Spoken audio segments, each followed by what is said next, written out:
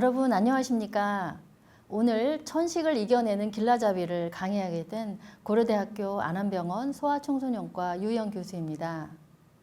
저희 고려대학교 안암병원에서는 2007년부터 환경부 산하 천식 환경보건센터를 만들어서 운영하고 있고 저는 현재 센터장을 맡고 있습니다. 오늘 천식을 길라잡이에 대한 내용입니다. 우선 천식은 무엇인가 라는 것을 먼저 말씀드리고 그 다음에는 천식이 왜 생기는지 천식의 원인에 대해서 설명을 드릴 거고요. 세 번째는 만약에 이렇게 천식이 생기게 되면 어떻게 관리하는지, 그리고 마지막 부분은 일상생활에서 천식을 어떻게 대처하고 생활해야 되는지, 이런 네 가지 파트로 나누어서 오늘 설명을 드리도록 하겠습니다. 먼저 천식은 무엇일까요? 천식의 특징, 증상, 그리고 언제 주로 발병하는지, 그런 내용으로 오늘 천식은 무엇일까요에 대한 내용을 말씀드리겠습니다. 천식이라는 것은 다음 그림과 같습니다. 여러분들 보이시는 오른쪽 그림을 보시면 오른쪽에서도 기관지가 제일 오른쪽에 있는 기관지는 정상기관지입니다. 이 정상기관지에서는 통로가 넓고 우리가 숨길이라고 말하죠. 숨길이 넓어서 자유롭게 공기가 왔다 갔다 할 수 있는 이런 정상 상태인데 비해서 그림 왼쪽에 있는 기관지는 천식 환자의 기관지입니다. 이 천식 환자의 기관지는 부어 있고 또 근육도 많이 두꺼워져 있고 또 가운데 보면은 어떤 분비물 같은 게, 가래 같은 게 있어가지고 결국은 숨길이 굉장히 좁아져 있습니다. 이렇게 좁은 숨길을 통해서 숨을 쉬게 되니까 가슴이 답답하고 숨이 차고 기침하고 소리가 나는 것이 천식입니다. 그래서 천식의 증상을 보시면 그림에 잘 나와 있습니다. 이 세 가지가 가장 특징적인 천식의 증상인데 우선 기침이 심합니다. 그런데 기침이 잘 멎지가 않고 감기약 그런 것으로 치료가 되지 않는 그런 기침이 하나의 특징이고, 두 번째는 가슴이 답답합니다. 좀 전에 슬라이드에서 보신 것처럼 기관지가 좁아져 있기 때문에 숨길이 좁아져서 굉장히 가슴이 답답하고, 또 세 번째는 쌕쌕거리는 숨소리가 납니다. 사실 우리가 옆에 있는 사람이 숨을 쉬는지 잘 모르는 경우가 많은데 천식 환자의 경우에는 숨소리가 하는 이런 숨소리가 납니다. 즉 좁은 숨길 통로를 통해서 공기가 빠져나오지 않으니까 이렇게 색색거리는 숨소리가 나는 것이 천식의 증상이 되겠습니다. 그러면 소아천식은 언제 가장 많이 발병하는가? 물론 소아기 전 연령에 골고루 다 발병을 할 수가 있겠지만은 대개는 학교 가기 전에 유치원 시기, 보통 학령 전기라고 말하는 학령 전기와 초등학교 시절에 가장 천식이 많이 발병하게 됩니다. 그렇다면 두 번째는 천식은 왜 생기는지 그 원인을 알아야지 우리가 예방을 할 수 있기 때문에 천식은 왜 생기는지에 대해서 말씀을 드리는데 이것도 역시 두 가지 파트입니다. 첫 번째 부분은 천식을 발생시키게 하는 그런 원인은 무엇인가라는 것이고요. 두 번째 부분은 이미 천식이 생긴 환자에게서 어떤 원인이 천식을 악화시킬 수 있는지 거기에 대해서 오늘 설명을 드리도록 하겠습니다.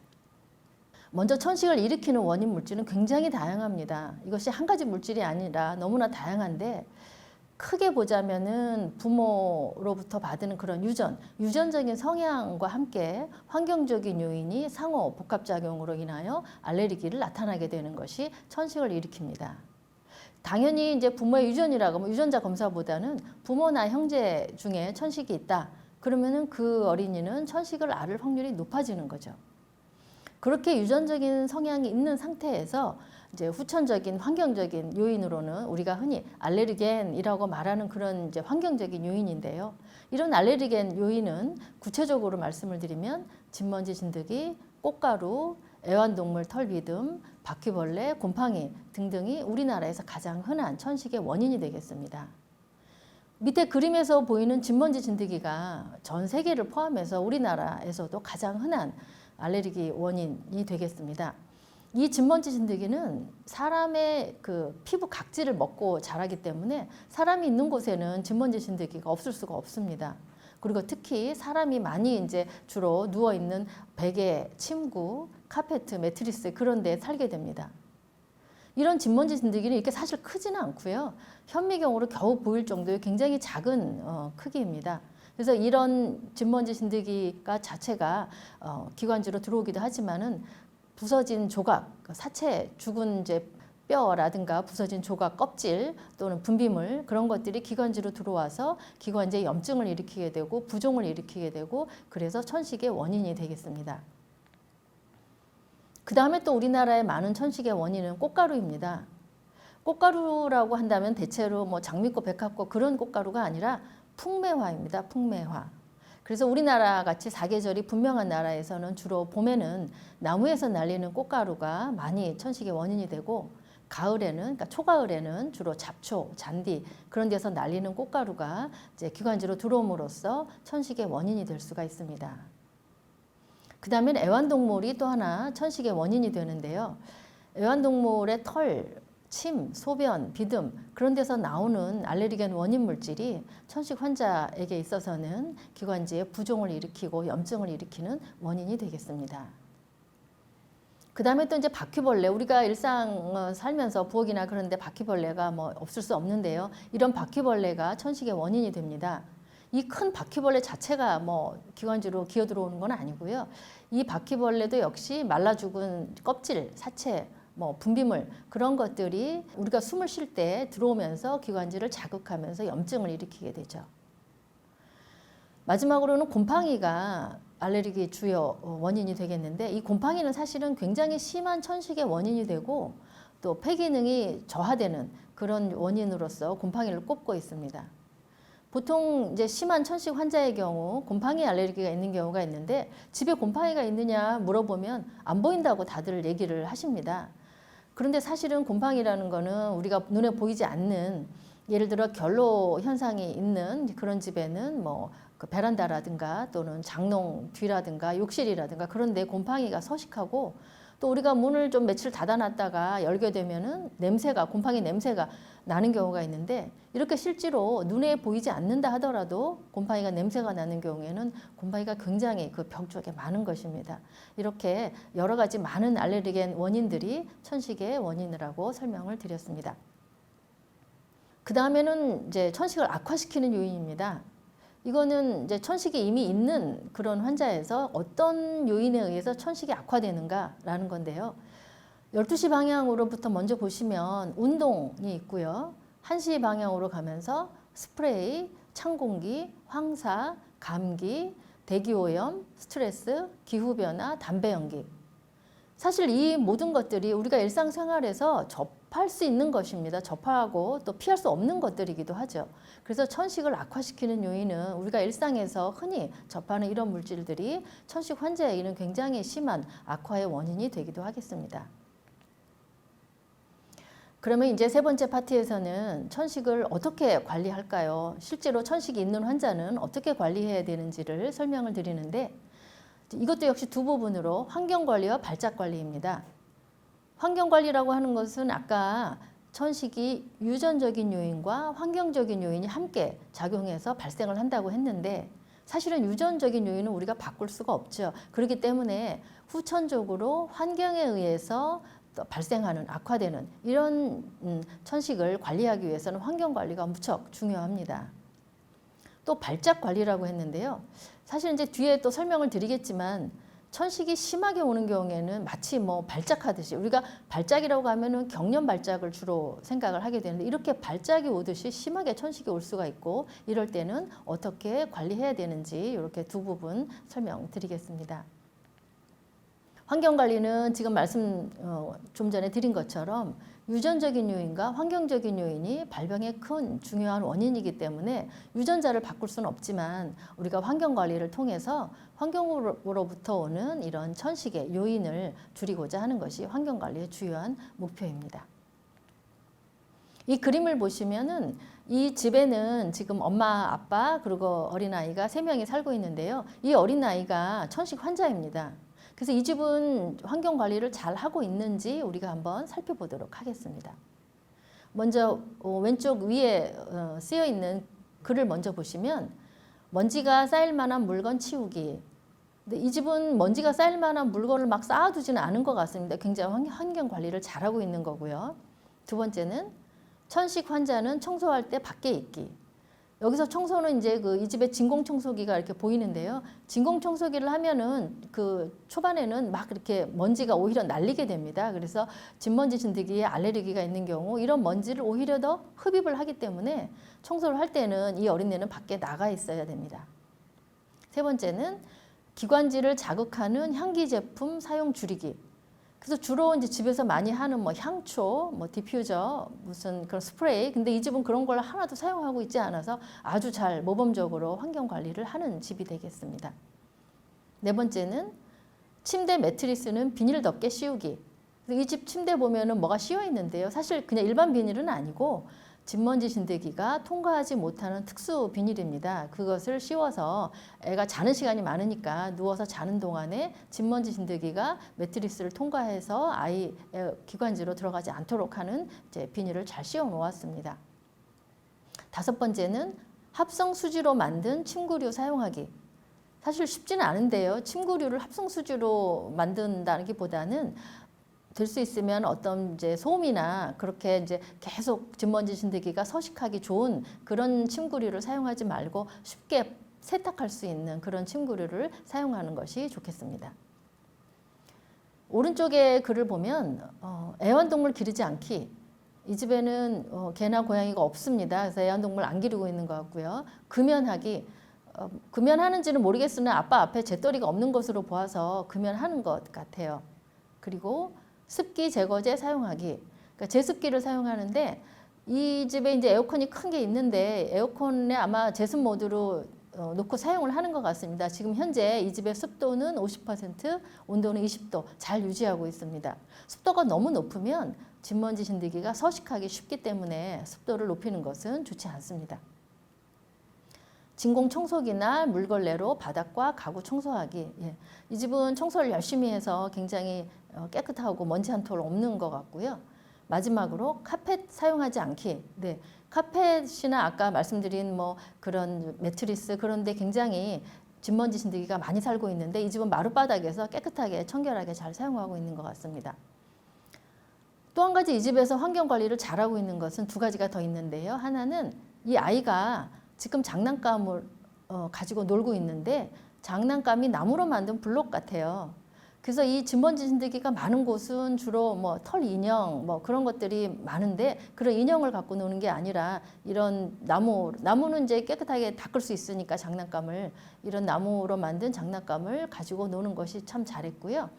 또 이 집에 옷장이 열려 있는데 옷장을 보니까 단촐합니다. 옷에도 굉장히 진먼지 진드기가 많이 있고요. 먼지가 많이 쌓인 오래된 옷이나 한참 이제 계절 지난 옷들에는 진먼지 진드기가 많이 있는데 아주 단촐하게 잘 사용하고 있는 것 같습니다. 그런데 문제는 이 집에 너무나 잘 환경 관리를 하고 있는 모범적인 집안이긴 한데 지금 제가 보기에 두 가지가 눈에 좀 거슬리는 게 있어요. 그 두 가지는 하나는 커튼입니다. 그래서 진먼지 진드기가 이 커튼에 이렇게 천으로 만든 커튼은 굉장히 먼지가 많이 거기 달라붙어 있게 되고 만약에 이제 문을 열게 되면 창문을 열게 되면 이 바람이 날리면서 이 커튼에 붙어 있는 먼지가 오히려 이 집 안으로 더 들어오게 되죠.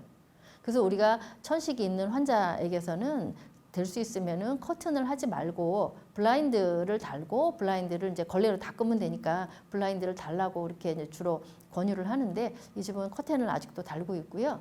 또 한 가지 눈에 거슬리는 게 침대 위에 지금 곰인형이 하나가 있습니다. 베개 같기도 하고 인형 같기도 한데 이게 뭘로 만들었는지 소재가 지금 잘 모르긴 하겠으나 이렇게 그 먼지가 많이 날 수 있는 이런 털로 만든 것은 저희가 권장을 하고 있지 않습니다. 그렇지만은 대체적으로 이 어머니가 굉장히 환경 관리를 잘 하고 있는 모범적인 사례입니다. 그래서 이렇게 평소에는 이런 식으로 관리를 하는데 그러면 이제 발작이 생겼을 때는 어떻게 관리하느냐? 발작이라는 것은 아까 말씀드린 것처럼 평소에도 천식이 잘 조절되던 환자가 갑자기 심하게 숨이 차거나 호흡곤란이 오고 정신을 잃을 정도로 심하게 천식 발작이 오는 것입니다. 이렇게 천식 발작에 대해서 먼저 간단히 알아보도록 하겠습니다. 천식 발작은 그림에 보시는 것처럼 두 가지 종류로 나눈다면은 경증 발작, 심하지 않은 경우고요. 중증 발작, 이건 좀 심하게 발작이 오는 경우죠. 그래서 경증 발작이 있는 경우에는 조금 가래도 끓고 약간 조금 숨이 찬 듯 안 찬 듯 하지만 뭐 학교도 살살 걸어서 갈 만하고 일상생활도 할 만합니다. 그런데 중증 발작이 되게 되면은 너무나 가래 소리가 심하고 누워서 잠을 잘 수가 없고 숨이 차서 잠을 잘 수가 없고 또 제대로 걸을 수가 없어서 뭐 주저앉아야 되고 학교에 가기도 힘들고 일상생활 하기 힘듭니다. 이럴 때는 빨리 병원에 가서 치료를 받아야 되겠습니다. 먼저 경증 발작 관리입니다. 이제 평소에 천식이라고 알고 있고 쭉 유지되고 관리가 잘 되고 있다가 어느 날 천식 발작이 있었는데 이렇게 심하지 않게 발작이 오는 경우에는 그림과 같은 순서대로 하시면 됩니다. 먼저 이제 주위에 있는 엄마나 보건교사나 어른들이 아이를 좀 안정시키고 물을 마시게 하고 의자에 앉아서 쉬게 하면서 조금 숨을 천천히 들이쉬고 내쉬고 하면서 안정을 취하도록 하고, 세 번째는 등을 살살 두들기면서 가래가 목에 끼어 있는 것을 좀 뱉어내게 그렇게 하고, 그 다음에 이제 네 번째는 이제 이 아이가 원래 천식 발작이 있을 때 사용하라고 병원에서 처방받은 약을 가지고 있다면 그 약을 먹거나 흡입함으로써 조금 이제 천식 발작을 관리할 수가 있고, 그리고 나서는 이제 병원으로 가서 이런 일이 있었다 그렇게 하고 추후에 또 처방을 받도록 하면 되겠습니다.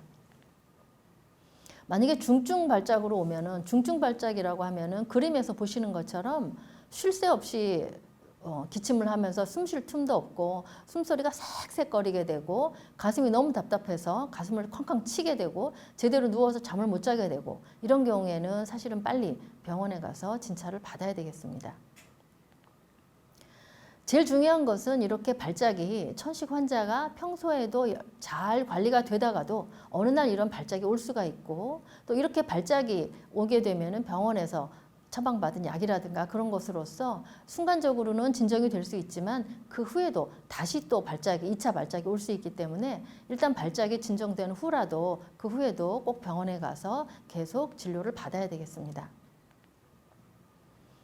다음은 약물 치료에 대해서 말씀드리겠습니다. 천식을 치료하는 약물은 여러 가지가 있고, 여러 가지는 물론 병원에서 환자의 상태에 따라 처방이 나오게 되겠습니다. 그래서 이런 약물 치료는 꼭 어떤 약이 좋다 나쁘다라는 것이 아니라 환자 개개인마다 이런 약물에 따라 다르게 처방을 받고 사용을 하게 되겠습니다. 먼저 이래 디스커스라고 말씀드렸는데, 디스커스라는 건 이렇게 동그랗게 생긴 것을 디스커스라고 합니다. 제가 디스커스를 예를 들어 보여드리겠습니다. 이제 이렇게 생긴 것을, 동그랗게 생긴 것을 디스커스라고 하고, 이 안에는 이제 그 가루가 들어 있습니다. 그래서 가루를 가지고 기관지로 흡입을 하게 되는 것이 디스커스입니다. 즉 우리가 이 천식에 걸리게 되면 뭐 한 일주일, 2주일 치료하고 낫는 것이 아니라 계속해서 뭐 1년, 2년, 심지어는 5년, 10년 치료를 해야 되기 때문에 이렇게 장기적으로 치료를 하는 환자들에게 있어서는 전신 약물보다는 우리가 원하는, 즉 기관지로 호흡기로 들어갈 수 있는 흡입제를 주로 사용을 하게 되고, 이런 흡입제는 지금 보시는 것처럼 색깔이 다른 것처럼 굉장히 내용물이 여러 가지가 들어있고, 그것은 이제 병원에서 처방받은 대로 사용을 하셔야 됩니다. 그래서 이렇게 디스커스를 사용하는 법은 그림에 나와 있고, 이런 것은 이제 처방을 받을 때 병원에서 설명을 듣기도 하고, 또 제가 이제 말씀드릴 천식 길라잡이 책에도 여기 잘 나와 있습니다. 터브할러라고 하는 것은 이제 모양이 이렇게 생기는 것이고요. 터브할러도 제가 샘플을 가져왔습니다. 보시겠습니다.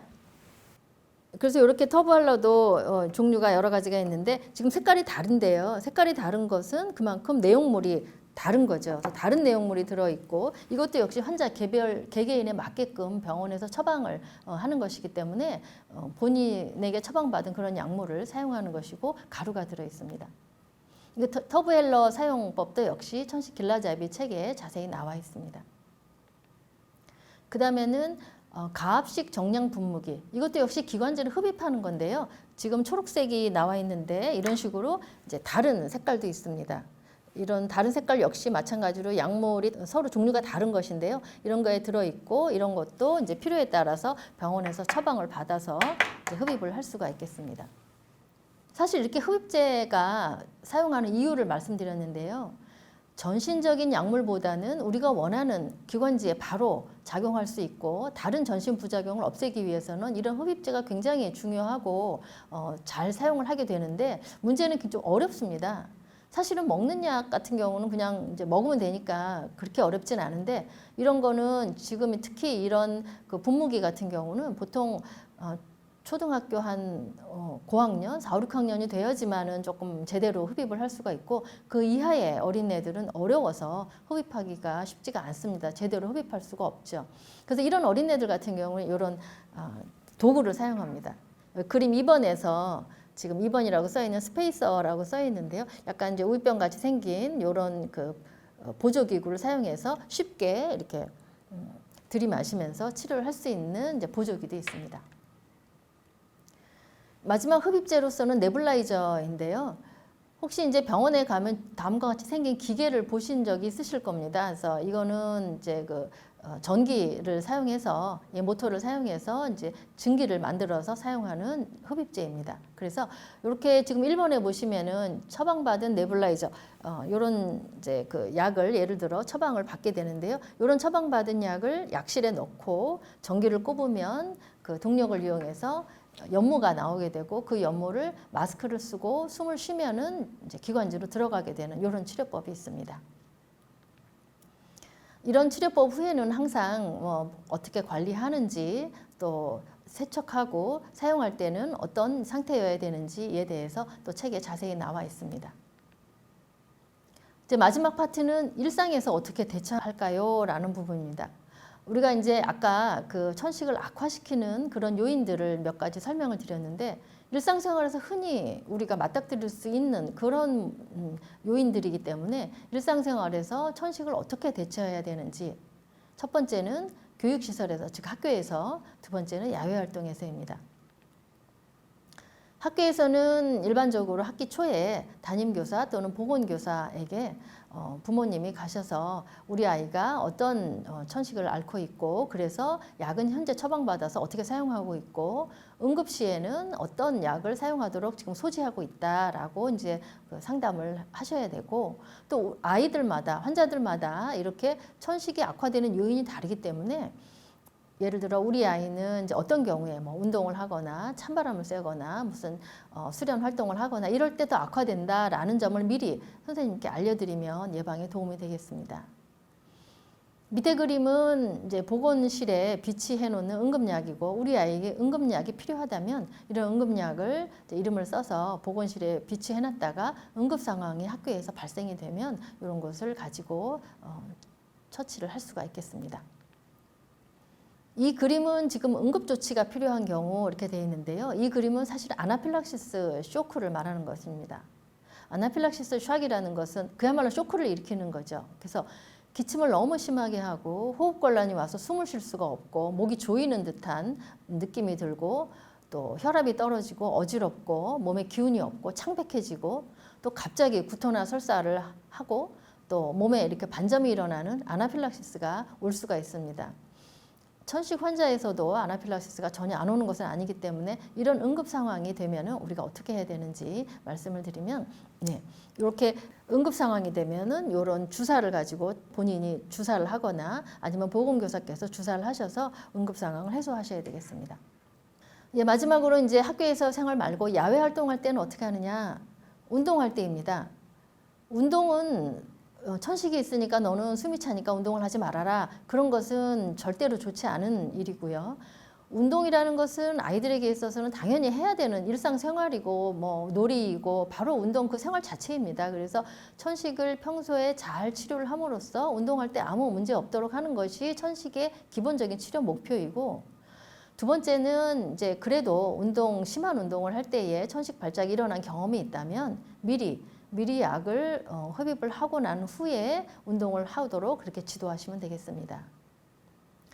두 번째는 외식할 때는 평소에 먹던 음식 같은 경우에는 그렇게 문제가 되지 않고 또 음식으로 인해서 천식 발작이 오는 경우는 많지는 않지만 간혹 음식 알레르기로 인하여 심한 아나필락시스가 오는 경우가 있기 때문에 본인이 평소에 먹지 않던 음식이라든가 과거에 먹고선 어떤 이상 반응을 경험했던 음식은 피하는 것이 좋겠습니다.